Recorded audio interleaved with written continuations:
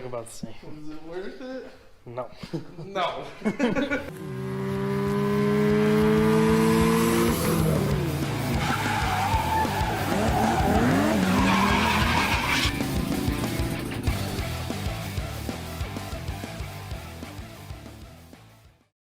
Polishing some aluminum wheels. Sitting there in the shit box, polishing up these fucking hankies, 15x7s. Little rash, but hopefully we can get that out. A little bit of rust on the back side of this one. Hopefully the ones that are on it aren't as bad. A little bit of stink back there. And then, you know, got to do some busy tasks waiting on all the fucking parts of the turbo. So, got the old cobalt drill. The old Harbor Freight connection for the polishing pads. And some polishing compound you can get on Amazon. That's where I got this whole pack. Sweet. Alright. Let's get after it. Probably going to start here. Just work my way in. You can start on the back. It'll be the clearest component. But at the same time, if that shit's so dirty on the back, that we can't get fuck up all the tools. Right. So maybe just fucking, maybe just do the front. Yeah. Probably buy some soft scrub, like every cloth or something. Clean it out and go from there. Got Levi over there just digging. I'll tell you.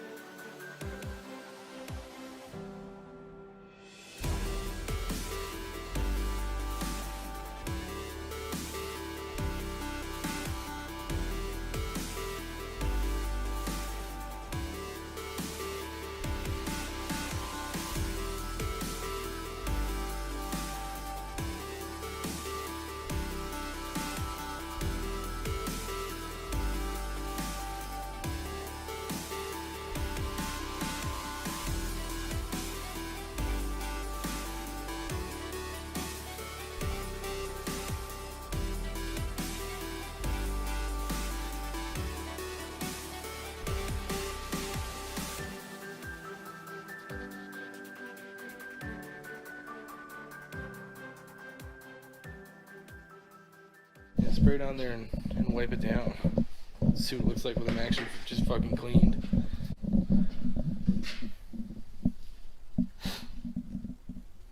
one actually has like some aluminum corrosion on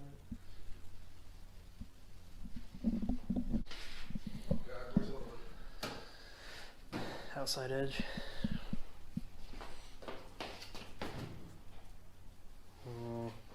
Is it worth it? They look about the same. Was it worth it?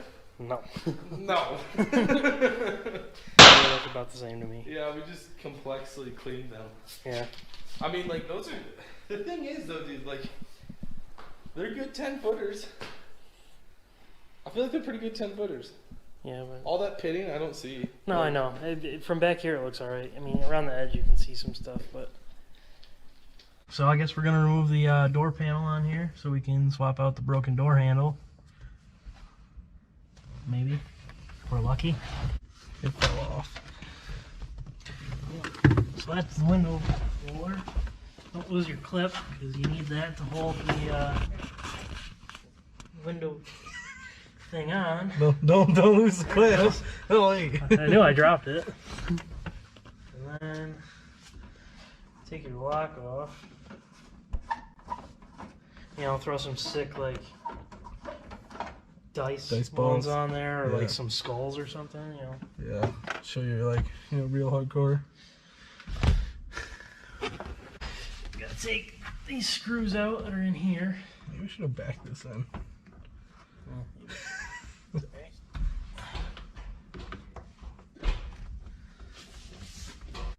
So I guess these screws don't come all the way out. They stay kind of in the handle. So just kind of pay attention. We should be alright. They're so chintzy. They are literally just a step up from like a sewn strap. Like I think I'd prefer a sewn strap. like they're just barely up from that.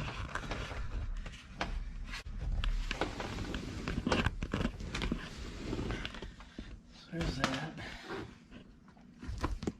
Let me see. Add that pry bar thing. Oh, there you go.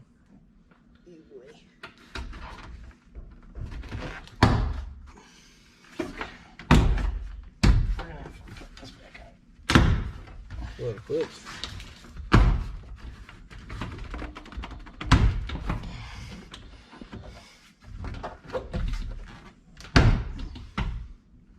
I might just only do like partially off.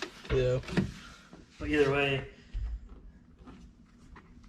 some of these pulled out, so we're going to have to try and get like these plastic pieces off and put them back in here. Gotcha. Or just like, you know, leave the whole thing off. No. Just leave all that window out there. I refuse. So now you gotta put your window up. The handle. So I guess you don't even really have to take these off for what we're doing. Just replace Yeah, if we can just get in there, yeah.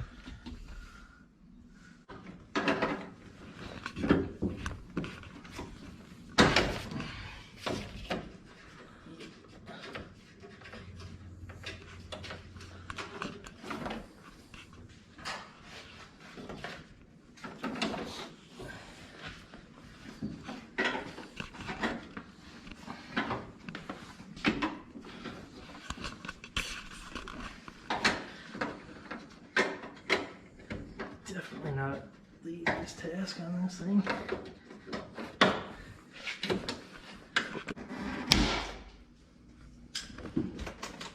I just got shot. That's how you get fuel bomb.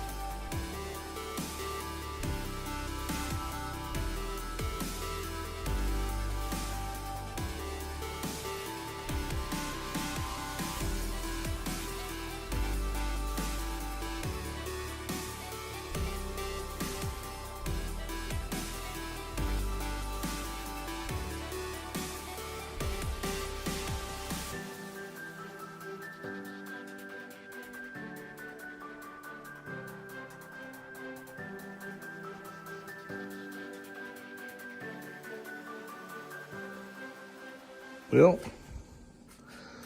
good working door handle, sort of. As we grabbed like right in the corner, but that works. And moderately clean wheels. What we didn't show was throwing the new tires on the wheels, which was pretty ridiculously hard. But a Harbor Freight manual tire changer, but either way, that's done. So all 4 keys are back on, and that's pretty much it for this week. So today, the agenda is to wire in the SAFC. So we got to pull the seat out and get all the wiring done on that. We're going to see if we can get the truck to run on that, just stock. We don't have the air fuel sensor to be plugged in, so we don't have the wideband for that. So we're not going to really be able to do any kind of messing around with it, nor really should we need to, because we're not going to have the turbo on or anything like that. So let's see if we can get the seat out and get the SAFC wired up and go from there. That one's not even in. Where's the other ones? Is there anything besides those? It's in the back. What? It's just one. And it must be ready to come out. You want to bring out this side? Probably. That makes more sense.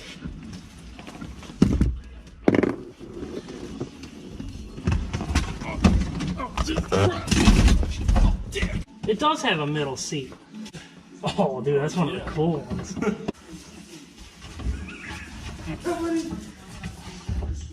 How do you get the salt? Good boy. If you have a small vacuum, I'll vacuum it out.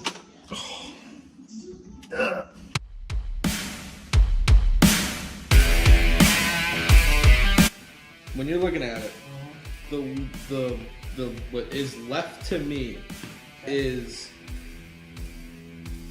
2 cubes of 3x3.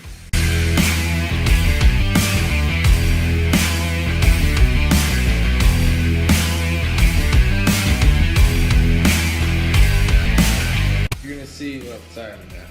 You're gonna see 6 larger pins. And it's 3 vertical, 3 vertical. Yep.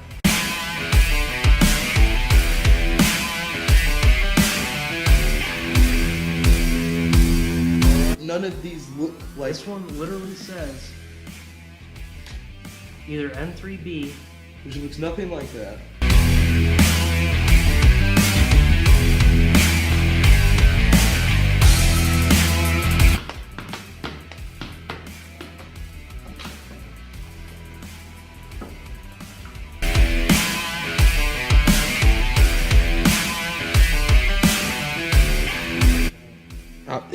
It's the book. Like, everything's lining up right now.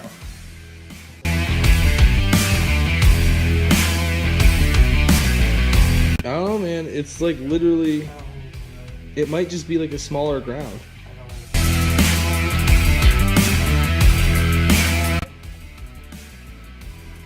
where it's gotta be, dude.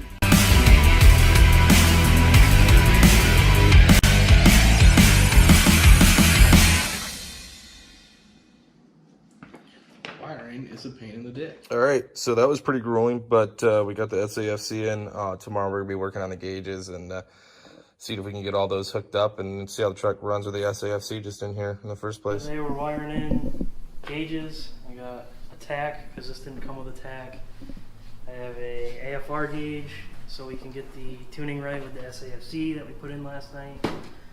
I have a boost gauge for when the turbo actually gets here, and then we have a oil pressure gauge just so to fill out the 3 gauge pillar pod that I'm gonna get. Make use of it. Yeah. Got some exhaust parts. We're gonna pull a little exhaust on it today. Got a weld a bung in, right, for the. Yep. Gonna throw a bung in here. Got a used Chrysler exhaust and a used Miata exhaust. See if we can source some parts for this. Oh yeah, look at that. Look at just all the things just Everywhere. peel all the wires and all that shit. Look at that gigantic tank. It's got like 4,000 too many RPMs. Just a couple extra wires and trying to find the right one. It runs really rich right now. I haven't messed with the SAFC much, and it had the previous settings from the previous owner that had the SAFC, and it was like spewing gasoline out of the exhaust pipe. So I mean, she's running pretty rich, I'd say. Yeah, I got it idled down a little bit. It's still running pretty rich, but can't really do anything without the AFR gauge plugged in. So we're gonna try and get that going today. What's wrong with it? Why? Look at me stupid. I'm just trying to keep everything out of the way, the clutch pedal and gas pedal and.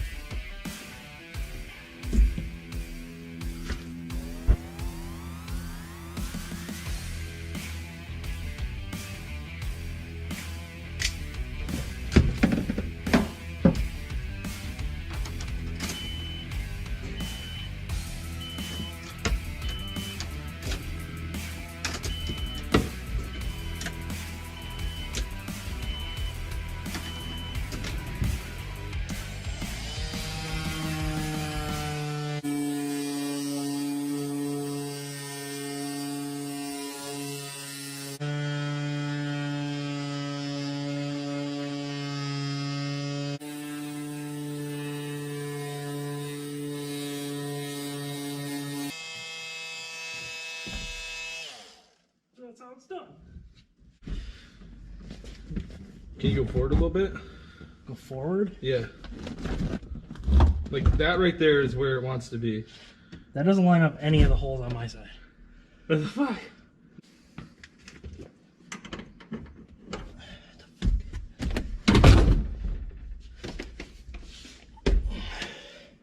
There, you have a fucking thing. Lever. So probably just got pulled at some point. Yeah.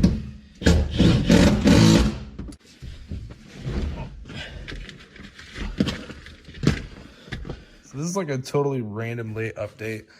Nobody really mainstream makes gauge pods for this thing, and we just kind of gone around looking for different things to find some sort of system that wasn't just, you know, literally just stuff kind of screwed into everything in the dash. And yeah, we had found these, and you know, I'll have to get the link or something from Eric, but I'm not even gonna really worry about it too much. But they just totally don't work. So if anybody's doing this and they see this similar style gauge pillar, it just there's no backing on it, so there's just no way to put the gauge plates down on them, and they just don't hold in. We went through a bunch of stuff and tried chopping it up some, but it's just not going to cut it. So we're going to have to figure out some other method to hold the gauges on there. We kind of want that done so we can at least have some sort of visibility in the truck, and when we're trying to do our base tuning and everything, just to have some idea. But we'll see what we can get from there. It might just be a center dash mount. Went ahead and got these individual mounts here.